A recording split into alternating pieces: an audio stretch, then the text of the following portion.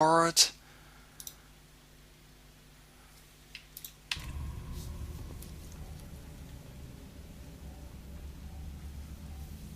So, ladies and gentlemen, mesdames et messieurs, meine Damen und Herren, señores y señoras, mesdames et cara, it is the quarterfinals, and it is time for a special Andrew original trademark all international introduction. So, here we go. Good evening, guten Abend, buonasera, buenas noches, buona notte, good afternoon, dobre večer, dobry wieczór, good kveld, bonsoir, Konnichiwa, Xin Shao, Ni Hao, Annyeong, Yo Eshtet Kivanok, Grüß Gott, Grüezi wohl, Shalom, my dear friends, and I counted it 21 different languages to say good evening or hello just in general. I am Special Andrew, this is CraftCup number 34. We have Insolence playing against Underdark here. Insolence spawning in the bottom left position as the red Protoss player. In the top right we have our teal Protoss player Underdark.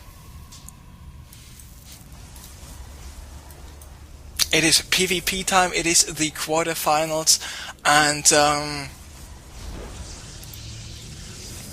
let's open up the production tab to see who is a little bit faster with his gateway, who is able to apply more pressure. And Insolence just putting up his cybernetics core. Meanwhile, the cybernetics core for Underdark is a little bit faster. Underdark, of course, he likes to go for this fast cybernetics core. As I was playing against him in a couple of tournaments, he always went for the 10 gate. Versus me, he just had out those 3 stalkers, and with this very good micro he was able to do quite some damage there. So once again, his cybernetics core now will be finished a little bit, but not too much faster than Insolence's.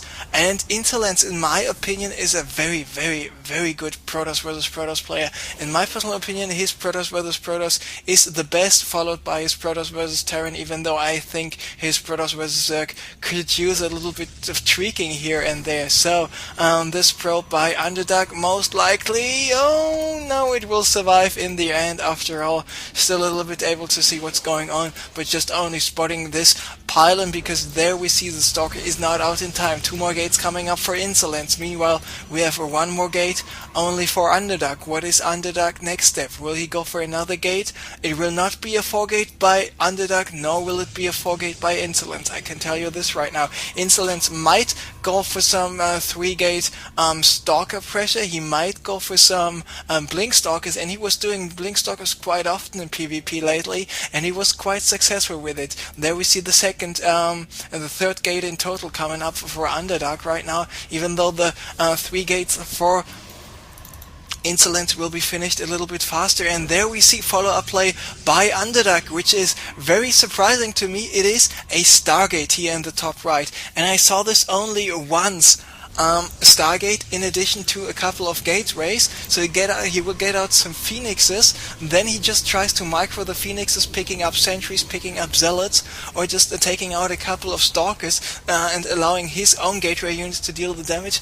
On the other hand, the response here by Insolence is the blink stalkers. So blink stalkers it is, and let's take a look how much damage he will be able to do with the blink stalkers. And by the way, I'm pretty happy about one thing. I just saw the second gateway coming up by Underdark, and about 3 minutes or 2 minutes ago I was telling you we will definitely not see a 4 gate versus 4 gate action, and indeed we were not. So I'm still happy that I still have the juice in me to see what is a PvP all about, and that's why I love PvP so much. Unlike a lot of other players or just viewers or the audience in general who don't like PvP that much, but I think it is pretty entertaining. It is a pretty volatile matchup. Here are the Stalkers. Of course, Underdark knows about this pylon. Now Insolence knows about this Phoenix as well, and he can ignore this one single Phoenix. Another Phoenix coming up for Underdark as well, and he's going for the Robo facility. Is he going for the Immortal right away? Of course, Immortal is a good unit and a good talent to have. quote end. If you were playing against Blinkstalkers, so here are the Blinkstalkers at the top, in 9 Blinkstalkers in total to be precise. And now it's 10 Blinkstalkers. And do we see a force field? Yes, we do. Phoenixes, of course, need to watch out. And with this Immortal in production, Insolence, oh, now blinking up, and now it is on, taking out the sentry right away. 2 Stalkers being lifted up, and now Insolence needs to micro his Stalkers really in a good way, taking out more Stalkers here by Underdark, and indeed he did. He will take out even a couple of Zealots here. More, of course, Phoenixes don't do double damage against Stalkers, so not too effective here.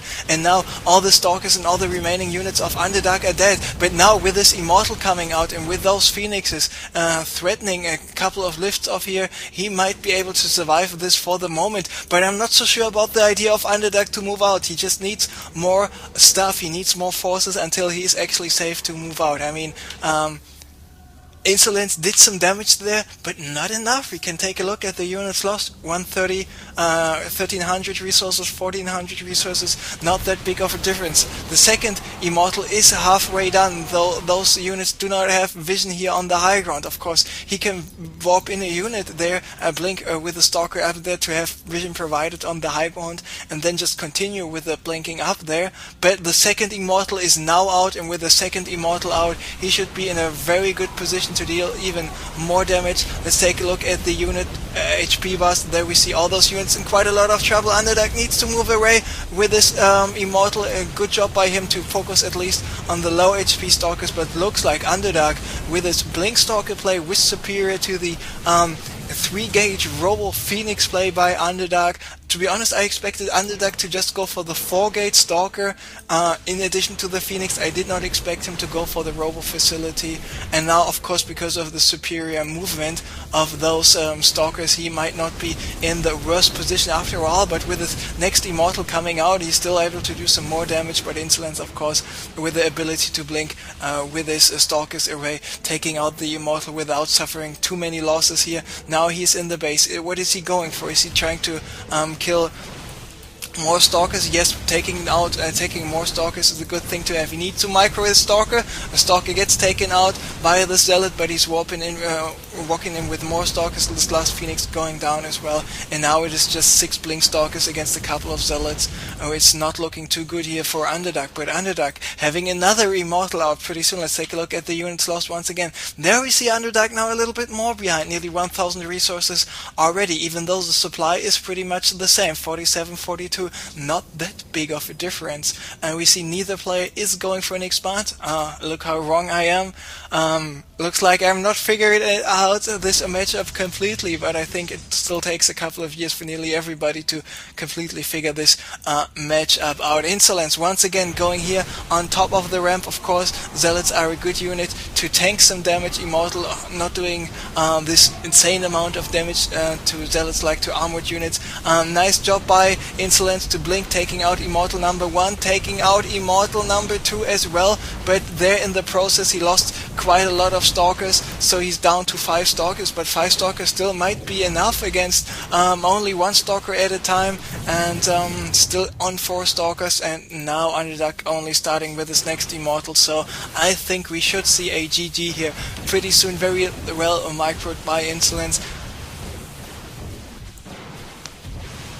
And he will be able to take game number 1 off Underdark, not even focusing on his units right now. There we see the GG, and Insolence being up 1-0, once again showing us why he is, at least in my opinion, one of the best Protoss vs Protoss players we have in Europe at the moment.